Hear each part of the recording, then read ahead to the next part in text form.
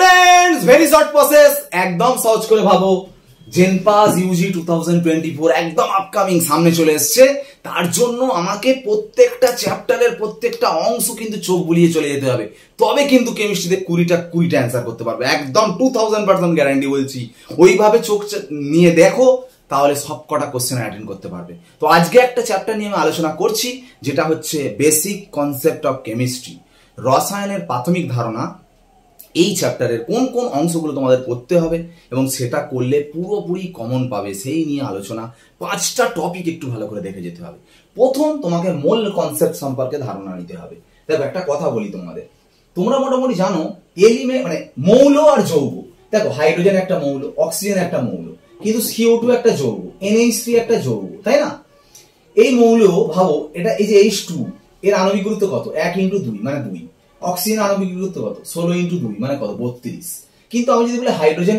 এইটা মৌলের এগুলো অণু কিন্তু পরমাণু বলা মানে তুমি শুধু ভাবছো H অক্সিজেন O2 একটা মৌলর অণু কিন্তু পরমাণু মানে ভাবে O তাহলে H যদি পরমাণু হয় তার পারমাণবিক গুরুত্ব 1 অক্সিজেন পরমাণু মানে তার পারমাণবিক গুরুত্ব 16 তাহলে দেখো আণবিক গুরুত্ব অক্সিজেনের 32 হচ্ছে পারমাণবিক গুরুত্ব 16 হচ্ছে হাইড্রোজেনের আণবিক গুরুত্ব 2 হচ্ছে পারমাণবিক গুরুত্ব কত হচ্ছে 1 হচ্ছে তার মানে তুমি H2 অণু না H পরমাণু ভাববে যেমন যা বলবে কিন্তু একটা কথা বলি তোমাকে ধরো পরীক্ষায় বললো যে হাইড্রোজেন ভাষা দিয়ে লিখে দিয়েছে হাইড্রোজেন 1 মোল হাইড্রোজেন বলছে তুমি এখানে কি ভাববে বল 1 মোল H না 1 মোল H2 বুঝতে হবে নেচারে কি রূপে থাকে হাইড্রোজেন নেচারে H2 রূপে থাকে তার মানে 1 মোল হাইড্রোজেন মানে তোমাকে ভাবতে হবে H2 দ্যাট মিন্স কত গ্রাম 2 গ্রাম ভাবতে হবে কিন্তু তোমাকে যদি পরীক্ষায় বলে 1 মোল কার্বন কি C2 হয় C3 হয় শুধু তো C তখন কিন্তু পরমাণুটাই মোল তখন 1 মোল কার্বন মানে কত গ্রাম 12 গ্রাম বোঝা গেল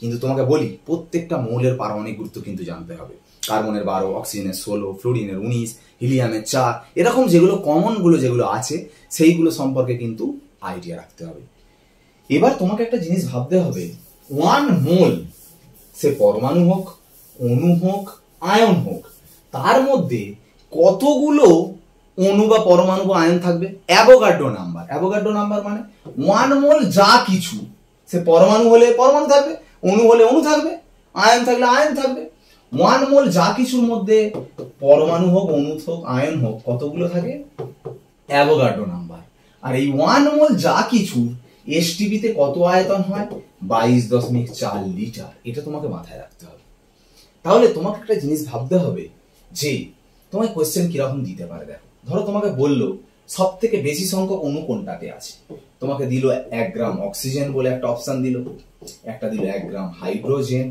একটা দিল 1 গ্রাম কার্বন আর একটা দিল ডি দিয়ে বললো 1 গ্রাম নাইট্রোজেন বলো কোনটায় সব থেকে অণু সংখ্যা বেশি যদিও এটা কার্বন পরমাণু কার্বনের তো আর অণু হয় না তাহলে O2 আণবিক গুরুত্ব কত 32 তাহলে 32 গ্রামে থাকে অ্যাভোগাড্রো সংখ্যক অণু অ্যাভোগাড্রো সংখ্যাটা এইটা মানে আমি এটাকে n ধরছি তাহলে 32 গ্রামে এত তাহলে 1 গ্রামে কত থাকে n/32 তাহলে এটার হাইড্রোজেনের কত H2 মানে 1 × 2 2 গ্রামে থাকবে অ্যাভোগাড্রো সংখ্যা তাহলে 1 গ্রামে কত থাকবে অ্যাভোগাড্রো সংখ্যা বাই 2 কার্বনের পারমাণবিক গুরুত্ব কত 12 গ্রামে থাকবে অ্যাভোগাড্রো সংখ্যা তাহলে 1 গ্রামে কত থাকবে n/12 n2 14 × 2 28 গ্রামে থাকবে অ্যাভোগাড্রো সংখ্যা 1 গ্রামে কত থাকবে n/28 তাহলে এবার বলো কোথায় সংখ্যাটা বেশি নিচে যত কম থাকবে সেই সংখ্যাটাই তো বেশি তাহলে এই সংখ্যাটা বেশি তাহলে 1 গ্রাম হাইড্রোজেনের মধ্যে সব থেকে বেশি সংখ্যক অণু থাকবে বোঝা গেল ব্যাপারটা এবারে কোন একটা অণু দিয়ে তার মধ্যে বলতে পারে কতগুলো পরমাণু আছে তো অণুর মধ্যে আবার পরমাণু সংখ্যা সাপোজ এক জায়গায় ধরো 30 জন বসে আছে আমি বললাম এখানে কতগুলো চোখ আছে তো তুমি চোখ গুনবে মাথা গুনে নাও চোখ ইনটু 2 করলেই তো চোখের সংখ্যা হয়ে যাবে তো সেরকম ব্যাপার ধরো তোমাকে বললো 3 মোল H2O তে হাইড্রোজেন পরমাণু কটা আছে তোমাকে বললো ঠিক আছে আরে বলো জলের আণবিক গুরুত্ব বের করো জলের আণবিক গুরুত্ব বের করার দরকার নেই 1 মোল জলে কতগুলো জল থাকবে বলো অ্যাভোগাড্রো সংখ্যক মানে 6.022 × 10⁻23 কত মোল জল বলেছে 3 মোল তাহলে 3 মোলে কতগুলো থাকবে এতগুলো জল থাকবে কিন্তু তোমাকে জল কতগুলো বলেনি বলেছে হাইড্রোজেন পরমাণু কত থাকবে তো একটা জলে দেখো একটা জলের মধ্যে একটা অক্সিজেন আছে আর কটা H আছে দুটো H আছে তাহলে এতগুলো জলের মধ্যে কত H থাকবে × 2 এই অ্যান্সার ঠিক আছে ধরো তোমাকে সাপোজ বললো 1 মোল কার্বন এতে কটি নিউট্রন আছে কটি বলছে নিউট্রন আছে। এ আবার কি প্রশ্ন, কার্বনের মধ্যে নিউট্রন? আগে কার্বন বের করো। কার্বনের 1 মোল কার্বনে কতগুলো কার্বন থাকে বল? অ্যাভোগাড্রো নাম্বার মানে 6.022 ইনটু 10^23। কিন্তু বলছে নিউট্রন কতগুলো থাকবে, তাহলে একটা কার্বনে কটা নিউট্রন দেখো, উপরে 12 হয় নিচে 6 হয়। নিউট্রন কি করে বের করা জানো? এটা থেকে এটা মাইনাস করে, তাহলে 6টা। তাহলে একটা কার্বনে 6টা নিউট্রন, তাহলে এতগুলো কার্বনে কটা নিউট্রন হবে? ইনটু 6। এই নিউটন সংখ্যা পেয়ে গেলে। এইভাবে ভাবতে হবে। তো তোমাকে কোশ্চেন দিল, বলো 11.2 লিটার এসটিপিতে আয়তন যুক্ত একটা যৌগের ভর 6 গ্রাম, তার পারমাণবিক গুরুত্ব কত? মানে একটা মৌলের ভর 6 গ্রাম, তার পারমাণবিক গুরুত্ব কত? তাহলে 11.2 লিটার মানে 6 গ্রাম, তাহলে 1 লিটার মানে 6/11.2 গ্রাম, তাহলে 22.4 লিটার মানে ইনটু 22.4, ক্যালকুলেশন করলে কত হবে? 12 গ্রাম। তার মানে জানো তো এসটিপিতে 22.4 লিটার যার আয়তন হয় সেটাই তো 1 মোল, তাহলে 1 মোল মানে সেটাই তার মানে কত গ্রাম হলো? 12 গ্রাম। তার মানে এটাই তার পারমাণবিক গুরুত্ব। যার পারমাণবিক গুরুত্ব যেটা তারই তো আয়তন তো 22.4 লিটার হবে। অণু হলে আণবিক গুরুত্ব যেটা তারই তো আয়তন 22.4 লিটার হবে। বুঝা গেল? সেটাই তো বললাম 1 মোল। 1 মোল যে কোনো কিছু মানে অণু সংখ্যা হোক, পরমাণু সংখ্যা হোক, আয়ন সংখ্যা হোক, সংখ্যাটা কত? অ্যাভোগাড্রো সংখ্যা। তার মধ্যে আবার আয়তনটা কত থাকে? 22.4 লিটার।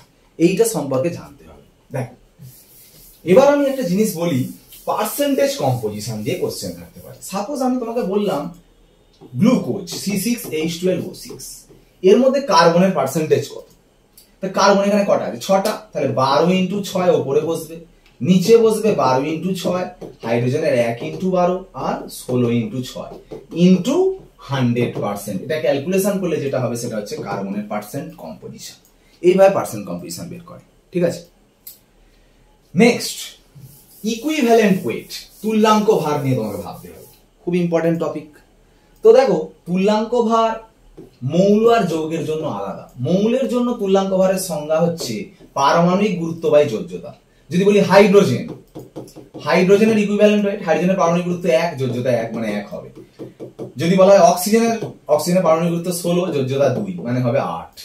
যদি বলা হয় ক্লোরিনের পারমাণবিক গুরুত্ব 35.5, যোজ্যতা 1 মানে 35.5। এটা মৌলের জন্য। যৌগের সব আলাদা আলাদা নিয়ম। অ্যাসিড যদি বলি, ধরো বললাম E(H2SO4), ঠিক আছে, কি করে বের করবে? হাইড্রোজেনের 1 ইন্টু 2, সালফারের 32, অক্সিজেনের 16 ইন্টু 4 বাই কটা এইচ আছে? 2টো এইচ আছে, 2 দিয়ে ভাগ হবে। ক্ষার হলে কটা ওইচ আছে সেটা দিয়ে ভাগ হবে। বুঝতে পারলে? মূলক সালফেট ধরো বললাম SO4 2-, আণবিক গুরুত্ব বাই যে কটা চার্জ আছে সেটা দিয়ে ভাগ হবে, 2- মানে 2 দিয়ে ভাগ হবে। কোন একটা লবণের ক্ষেত্রে বললো, ধরো অ্যালুমিনিয়াম সালফেট Al2SO4 ঠিক আছে, এটা যদি ভাঙা হয় কি হয় বলতো? 2Al মাথায় 3+, তাহলে এটা টোটাল আণবিক গুরুত্বটা বসাবে 27 ইন্টু 2 প্লাস সালফারের 32, অক্সিজেনের 16 ইন্টু 12 এরকম করে বাই 3 ইন্টু 2 মানে 6 দিয়ে ভাগ হবে। কেন বলতো? ক্যাটায়নের চার্জ ইন্টু সংখ্যা করলে দেখো 6 আসবে। অ্যানায়নটাও তাই, দেখো 3SO4 মাথায় কত? 2-, সেই 6 আসবে। মানে ক্যাটায়নের টোটাল চার্জ বা অ্যানায়নের টোটাল চার্জ দিয়ে ভাগ হবে লবণের ক্ষেত্রে। ঠিক আছে, এইভাবে তুল্যাঙ্ক ভারগুলো বের করা হয়। তো আরেকটা জিনিস তুল্যাঙ্ক ভার বের করতে পারো। দেখো একটা ব্যাপার বলি, ধরো তোমাকে বললো একটা মৌল M, ঠিক আছে, এ অক্সিজেনের সঙ্গে যুক্ত হচ্ছে। বলছে অক্সিজেনের 16 গ্রামের সাথে এর 20 গ্রাম যুক্ত হচ্ছে। তাহলে বলো M এর তুল্যাঙ্ক ভার কত? কি আবার কি কোশ্চেন? অক্সিজেনের তুল্যাঙ্ক ভার তো তুমি জানো কত? 8। তাহলে এর 16 সাথে এর 20 গ্রাম যুক্ত হচ্ছে, তাহলে এর 8 গ্রামের সঙ্গে এর কত গ্রাম যুক্ত হবে? অবশ্যই 10 গ্রাম। তাহলে এর তুল্যাঙ্ক ভার হবে 10। তার মানে যার তুল্যাঙ্ক ভার তুমি জানো তার 8 গ্রামের সঙ্গে অন্য মৌলের যতটা যুক্ত হবে সেটা আবার তার তুল্যাঙ্ক ভার হয়ে যাবে। এইভাবে কোশ্চেন হয়। ঠিক আছে, তো এরকম একটা কোশ্চেন থাকে, একটা ধাতব অক্সাইডে বলে দেয়, ধাতব অক্সাইডে ধাতু আছে 60%, তাহলে অক্সিজেন কত আছে? 40%। তাহলে 40 অক্সিজেনের সঙ্গে যুক্ত হয় 60 ধাতু, তাহলে 8 অক্সিজেনের সঙ্গে যুক্ত হবে কত ধাতু? সেটা হবে ধাতুর তুল্যাঙ্ক ভার। ঠিক আছে, এইভাবে তুল্যাঙ্ক ভার বের করা যায়। এবার কোশ্চেন থাকতে পারে কোনো একটা রিঅ্যাকশন দিয়ে ম্যাথ আসতে পারে। সাপোজ ধরো বললো হেবার পদ্ধতিতে অ্যামোনিয়া তৈরি হয়েছে, সেখানে বললো তোমায় সাপোজ 17 গ্রাম অ্যামোনিয়া তৈরি হয়েছে। আচ্ছা, হেবার পদ্ধতি অ্যামোনিয়া তৈরি হয় কি থেকে তৈরি হয়? নাইট্রোজেন আর হাইড্রোজেন থেকে তৈরি হয় অ্যামোনিয়া। তোমার কিন্তু ব্যালেন্স বলবে না, ব্যালেন্স তোমাকে নিজেকে করতে হবে। দেখো ব্যালেন্স কিভাবে করবে? 2 N, এখানে 2 দেবে, 3 × 6 কারণ এখানে 3 দেবে। দেখো এটা ব্যালেন্স হলো। পরীক্ষায় কিরকম কোশ্চেন দিতে পারে, যে কোনো কোশ্চেন দিতে পারে। তোমায় বললো, ধরো সাপোজ বললো 20 মোল অ্যামোনিয়া তৈরি করতে কত গ্রাম হাইড্রোজেন লাগবে, 20 মোল অ্যামোনিয়া তৈরি করতে কত গ্রাম হাইড্রোজেন লাগবে। তাহলে এই রিয়াকশন থেকে তুমি কি বুঝছো বলো, এখানে 2 মোল অ্যামোনিয়া তৈরি হচ্ছে, 2 মোল অ্যামোনিয়া তৈরি করতে হাইড্রোজেন কতটা লেগেছে বলো, 3 মোল। তাহলে এটা যদি 20 মোল তৈরি করতে চাও তাহলে এটা কত মোল নিতে হবে, 30 মোল। মানে অ্যান্সার 30 মোল, কিন্তু বলেছে কত গ্রাম লাগবে। 30 মোলকে গ্রাম করো, 1 মোল হাইড্রোজেন মানে 2 গ্রাম, তাহলে 30 মোল মানে কত গ্রাম, 60 গ্রাম, তার মানে হাইড্রোজেন লাগবে। বোঝা গেল ব্যাপারটা? এইভাবে রিয়াকশনের যে সমীকরণের যে মূল সংখ্যা আছে সেটা থেকে তুমি অঙ্ক করতে পারবে।